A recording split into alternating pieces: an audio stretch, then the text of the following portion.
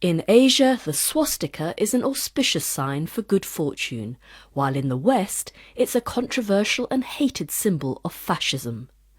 I'm Mukti Jain Campion, and in this week's BBC World Service documentary, I'll be exploring whether these two views can ever be reconciled in Reclaiming the Swastika. Swastika. The swastika today is still one of the most menacing and offensive symbols of modern history. It still raises images of the Third Reich, it raises images of the Holocaust. Swastika. For the Jewish people, the swastika is definitely a symbol of fear and suppression, a symbol of extermination. It's a symbol that we will never ever be able to change. First of all, it's important to understand that the swastika exists in every culture in the world. Swastika, Philfot, Yarga, Hakenkreuz, Svarga. Triskelion, Manji. It is a universal symbol, and it's often based upon the shapes of nature. The way a flower blossoms, the way water runs into a drain. A spiraling shape that usually has several arms. From this, I believe strongly, is created this symbol, which is a symbol of eternal love to everyone, all well-being. A universal sign of love or a menacing symbol of fascism. As an Indian raised in Britain, I am accustomed to seeing the swastika as both. There was one inscribed on the entrance of my grandmother's house in India and on the homes of all her neighbours. In Indian culture, it's an auspicious sign found everywhere, carved inside ancient temples, daubed on shiny new cars, and even drawn on the front of accounting books. It may be a swastika that faces right or left. It may have straight limbs or curved. It may have dots in each corner, but it's just a part of everyday life. The word swastika comes from the ancient Indian language of Sanskrit. Konstantin Borisov is a Russian linguist who's been studying Sanskrit and the history of the swastika. If we look at the word swastika, if we take the ka off, we are left with two words, which is swa and asti. Now, both of the words are very ancient. Asti is from the same root as we have is in English, or ist in Germany, or jest in Russia, meaning of being. The swa is used quite extensively in Sanskrit to express goodness. So just adding this prefix to a word, something which is very positive. So literally, swastika means well-being. But in the West, that meaning has long been overshadowed by its Nazi association, since when it became a taboo subject for academic study. However, in recent years there's been something of a revival, one that's shedding new light on the pre-Nazi origins and use of the swastika in the West. Well, when I was a kid, I found a Nazi flag. It was in my cousin's house. His father had brought it back from the war. Steve Heller teaches at the New York School of Visual Arts, and he's the author of a book called The Swastika, Symbol Beyond Redemption. And I just found it hypnotic, partly because it was a war theme and I was a kid and it was the 50s, but partly just the graphic strength, the black and white and red, was alluring. So I became fascinated with it. I'm also a Jewish kid from New York. Part of my family perished during the Holocaust. The symbol just represented something to me that I wanted to grapple with. Steve Heller began collecting swastika objects and researching the way the symbol has been used in the past. I found package designs that used it. I saw swastikas in architectural friezes that had nothing to do with the Nazis. They were in New York City. 100 years ago, there was a huge fad for the swastika. It was a motif many Western travellers had seen in Asia and adopted enthusiastically back home. It was widely used on public buildings, on advertising, banknotes and textiles. Rudyard Kipling famously put it on his book covers. Carlsberg stamped it on the bottom of their beer bottles. The RAF painted it on their planes as late as 1939. I started collecting more and more of this swastika ephemera, and I found it as used by Coca-Cola in the turn of the century. The Boy Scouts used it. The Girls Club of the United States used it. They called their magazine Swastika. They gave away swastika pins as the highest honor for selling magazines to people.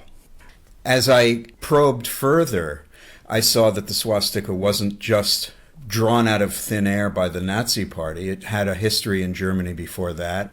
It was in the 19th century, while translating ancient Indian texts such as the Rig Veda, that European scholars noticed similarities between German and Sanskrit. They concluded there must have been some deep ancestral link between Germans and Indians, which they labelled Aryan, using a term found in the Rig Veda. German nationalists grabbed at the idea and turned what was a linguistic connection into something much more, imagining a glorious Aryan super race of godlike warriors from which they believed themselves to be descended. Groups of occultists that were forming in Germany at the time, before World War I and after World War I, ascribed a certain exclusivity to the German race, a race that came from these gods in Aryan culture being a kind of true white culture within the Indian framework. And the swastika was adopted because they found it in India as this mystical sign. There was a magazine called Astara that proffered this idea of blonde, blue-eyed, white-skinned supermen, and Hitler is said to have been a subscriber, or at least a reader, of Astara. The person who founded the organization was in fact a Catholic priest who was excommunicated. But there's a swastika from the abbey at Lembach in Austria, which is said to be the first time Hitler saw the swastika. Adolf Hitler appropriated the swastika in 1920, creating the distinctive red, white and black flag of the Nazi Party. Hitler claimed that he himself had designed the swastika flag. Dr. Christian Gerschel at the University of Manchester studies the social and cultural history of the Third Reich. So Hitler said the swastika flag was highly significant.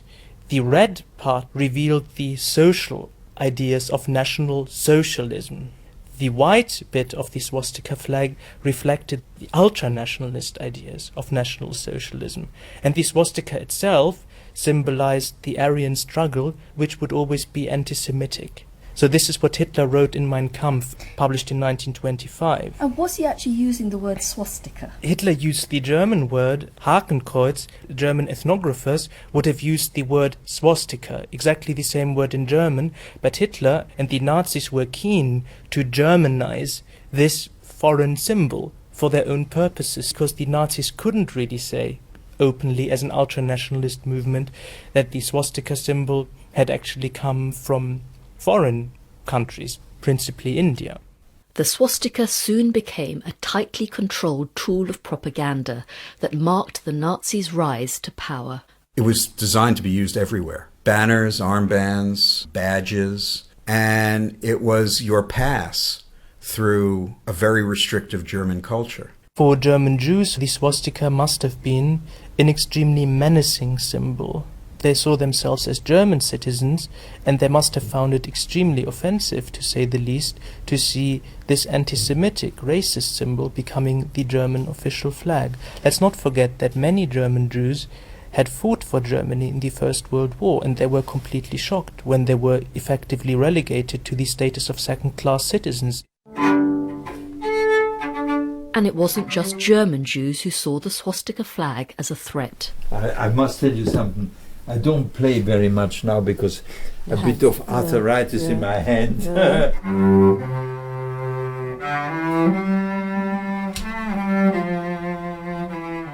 Freddie Nola is 93 and lives in North London, but in the 1930s he was still living in Vienna in a middle-class Jewish family. This is my family in Vienna in 1938. These are my parents. We were three brothers. We were quite well known, actually, the youngest chamber music trio. Freddie was 17 when the Germans invaded Austria in March 1938. As soon as the Germans came in, Austria was full of swastika flags. all the buildings, they had to put up a swastika flag. I was in high school, but as soon as the Germans came in, immediately we were thrown out of the high school.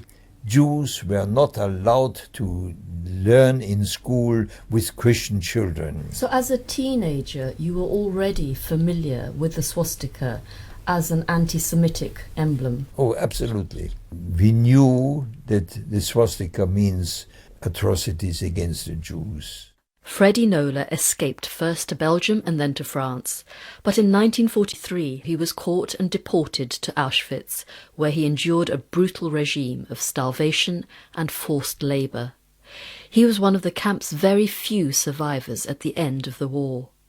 His parents and countless other family and friends died at the hands of the Nazis and their collaborators. The swastika, as far as I'm concerned, was a power. They can do with us whatever they want. They put a fear into us. We know if we're doing something against them, we will be killed. And when did the tide turn? When did people stop using the swastika? The Allies, almost immediately after Nazi Germany's defeat, in May 1945, banned the swastika. So it is interesting how such a powerful symbol, which almost every German had been using over the 12 years of the Third Reich, how this symbol almost disappeared completely overnight. The swastika is still banned in Germany today, so anyone displaying the swastika is committing a criminal offence. But clearly the story of the swastika as an anti-Semitic symbol is not over, with neo-Nazi groups still using it across the world. Freddie Nola again. So if they put the swastika on gravestones or something, or on synagogues, it puts a fear into us. Surely it shouldn't happen again. In 2007, Germany tried to ban the use of the swastika in the EU. Hindu groups throughout Europe came together to successfully oppose the plan, fearing it would remove their right to use it as a spiritual symbol. Steve Heller again. I don't support banning things. I support debating things. My own book on the swastika, Symbol Beyond Redemption, has a question mark at the end of it. Not because I would like to see it banned forever, but I want to see that conversation take place, and that allows us to talk about the power of symbols in our lives. So can there ever be any prospect of stopping the swastika being used as a symbol of aggression and hate? A growing number of people think there can, and that first off the myth of the Aryan race needs to be firmly scotched. The concept of race has long been discredited, and the use of the word Aryan by white supremacists is, well, just plain wrong.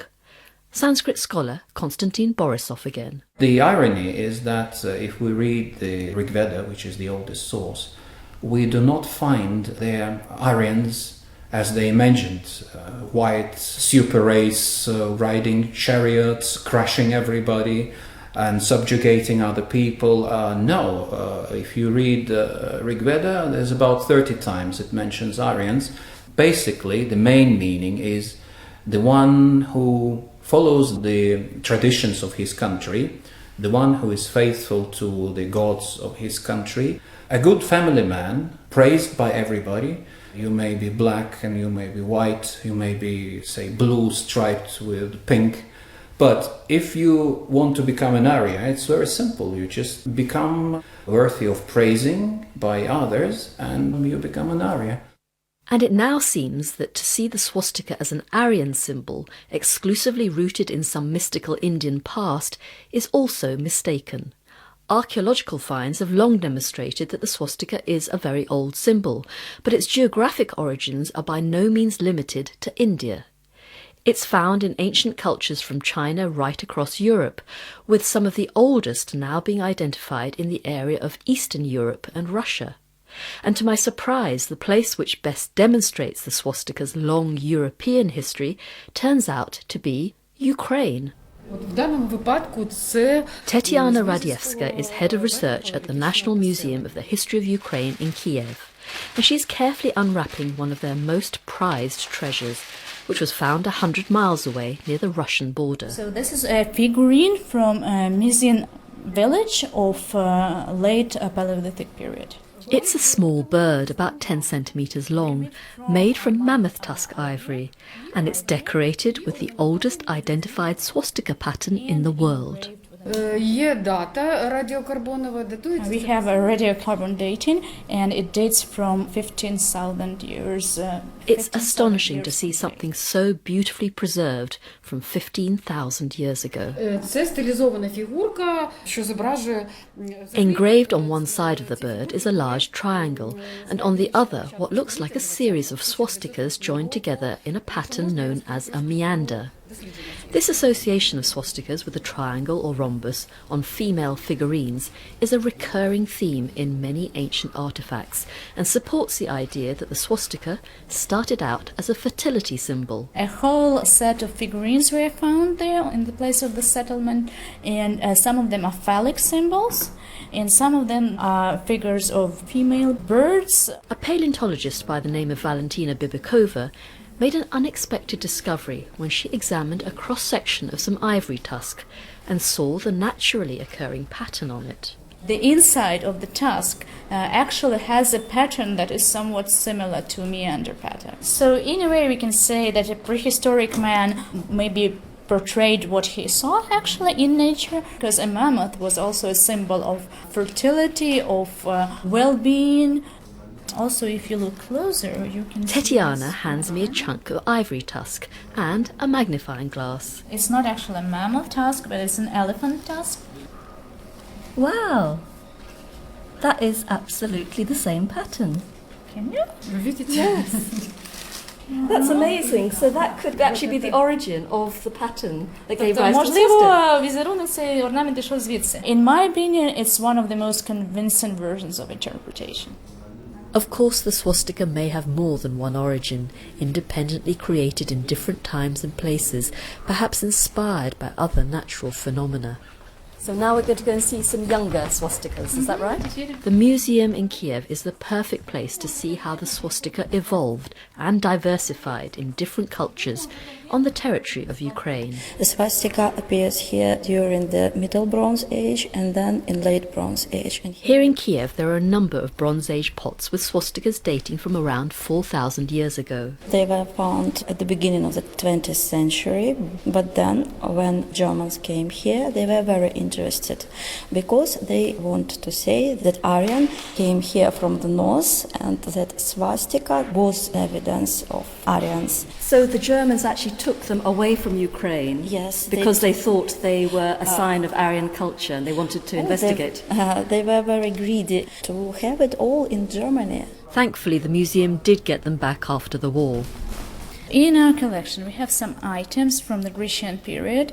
They come from Greek colonies that were founded on the territory of Ukraine in the 7th century BC. By the time of the ancient Greeks, there are architectural features with interlinked swastikas, such as those that form the distinctive Greek key pattern found on tiles and carpets even today.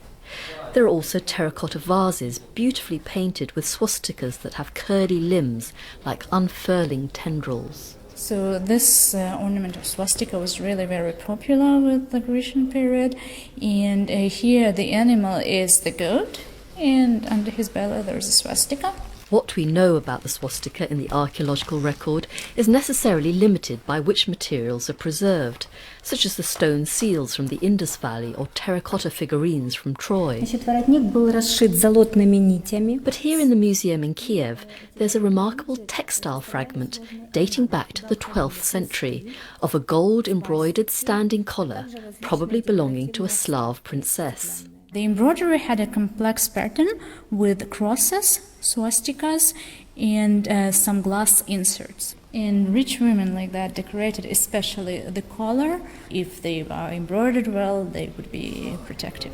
So the collar was embroidered with swastikas in order to ward off evil. Interestingly, it's a practice that continues in China today. We may never know the full meaning of all the different swastikas used by people in the ancient past, but that swastikas appear in so many different places over such a huge time span and in so many similar objects shows a common cultural importance. Konstantin Borisov again. In this world where the tendency is to keep dividing and separating What we need to understand that this is part of our common culture. The swastika is one of the symbols that should be meant to unite us and not to divide us. But to understand it, we need to know its origins, its history. Education, education and education. There's no any other way. And that education is now coming from many different quarters. I'm in the heart of Copenhagen's pedestrianised city centre, where I've come to visit a very smart tattoo parlour called Meat Shop. My name is Peter Walrus Madsen. I'm a tattoo artist. I own Meat Shop Tattoo, and one of the things that we are renowned for is being a great big part of the swastika movement. Last year they declared November the 13th Learn to Love the Swastika Day.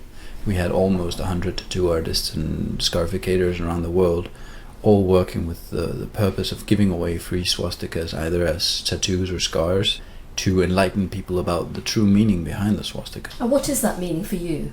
Well, to me, because I'm Scandinavian, the swastika is a lot about primal force. In Scandinavia, it's been used as a symbol of both good luck and light, but also like the core energy and force behind nature, the growth of a tree, thunder, the waves, this ancient strength.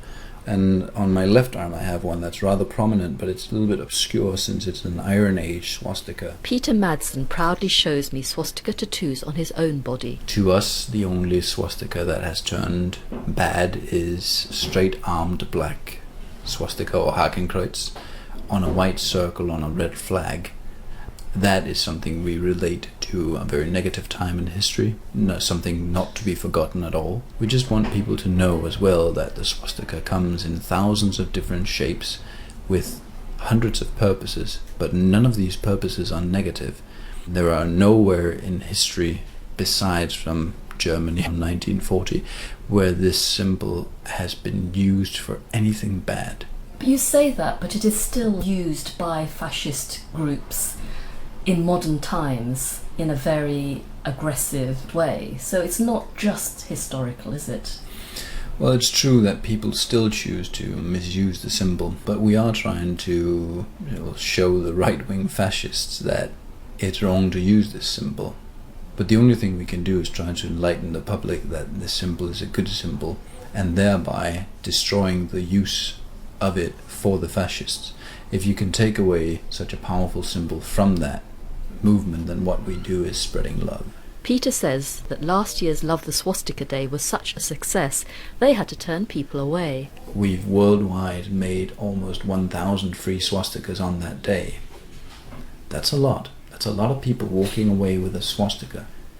One of those people was Christina Mayer, who now has a swastika tattoo on her back. My name is Christina. I'm 37 years old and I work as a secretary at a large hospital in Copenhagen. And I had my first tattoo a year ago, almost, and I decided that it had to be a swastika because to me, I believe in the Old Norse mythology. And in the Old Norse mythology, the swastika is a sign of good fortune, luck, and all the good things in life. And it was important for me to show that the symbol is something positive. Did it make you go out and talk to people about the swastika more? Absolutely, it did. And people go, "Ooh, swastika, isn't that something with Nazis and evil and all that?" And then I tell them, no, it's not. It is an age-old symbol, and it is nothing like what the Nazis made it into. We need to take it back, and we need to show the world that this is a beautiful symbol, and it doesn't deserve the fate that it got. Back in North London, I wanted to find out what Holocaust survivor Freddie Nola would make of the ancient swastikas I'd seen in Kiev and in the Copenhagen tattoo parlour. Would they change his view of the swastika as purely a symbol of Nazi evil? Do you want to look at some pictures? Please, I would love to see pictures, yes. So this is the 15,000 years old bird. Wow. Now this is a Bronze Age swastika. Also from Ukraine. Can you see the shape there? Yeah, look at that, yeah. Yeah. This is from the Greek times. Can you see the curly one there? Oh, yes, yeah. I must say, this doesn't offend me. It doesn't offend you? No. The curly ones, the ones curly with curved ones, arms. Yeah, wonderful, wonderful. That's fine. So far, so good. Freddie seemed to be genuinely okay with some of the ancient swastika designs. But when we came to Peter Madsen's tattoos, it was a different story. This is some of the tattoos of the swastikas that he's done. Here, look at them, yeah. And he sees this very much as a beautiful symbol. No, not for me. Not for you. No. How stupid, how could he put it on his body? I just can't understand it, because I went through it. Freddie rolled up his shirt sleeve to show me the tattoo he still has on his left arm. It's the number that was indelibly printed on his body on entering Auschwitz. The people who went through the Holocaust, we will always remember what the swastika was like in our life. But I think it's interesting for you to tell the story that that symbol was not always the symbol of fascism. But it doesn't change your view about the swastika's future. No, it will never change that. No. You see a black, heavy swastika. Yeah. It's still evil. It still Very reminds you. evil, yeah. There's the other one which you showed me, which curves. This one here. This one, lovely, doesn't affect me at all. It's funny. It is, isn't it? Yeah, it's only a symbol. It's only a symbol, and yet it has this power. It has the power, yeah.